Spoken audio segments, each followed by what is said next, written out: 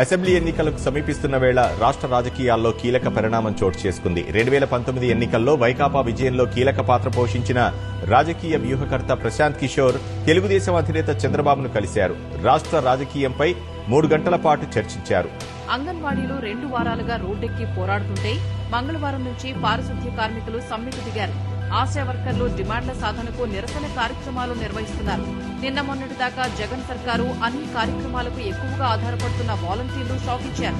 అందరినీ పర్మిట్ చేస్తానని నువ్వు మాట ఇచ్చావు, వాగ్దానం చేశావు. ఆ పని ఏమైంది నీకు? నువ్వు ఎందుకు మర్చిపోయావు మమ్మల్ని? కానీ నువ్వు పాదయాత్రలో చెప్పింది అమలు చేయలేదు.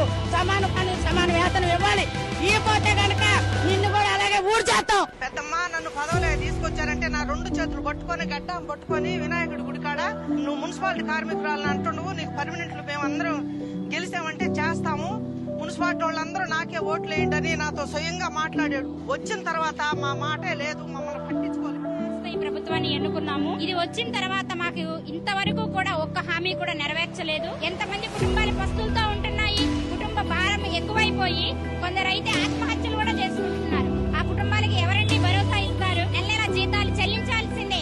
ఇప్పుడు జీతాలు పెంచేది లేదంటున్నారు. దానికి సమయం ఇది కాదంటున్నారు. ఎప్పుడు వస్తుందండి సమయం మేము అడుగుతున్నాము. ప్రభుత్వం వస్తుంది.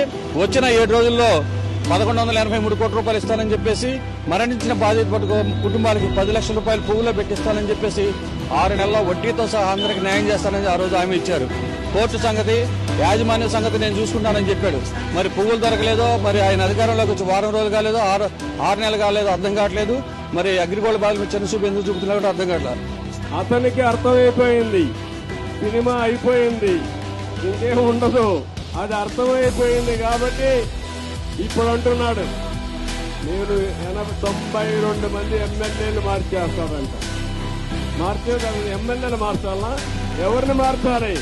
ఒక ఛాన్స్ అన్నాడు. పాపం ఒక ఛాన్స్ మన పాలిట శాపంగా మారిపోయింది. అవునా కాదా అని మిమ్మల్ని అడుగుతున్నా. ఏ ఒక్కడి జీవితాలైనా బాగున్నాయా అని మిమ్మల్ని అడుగుతున్నా.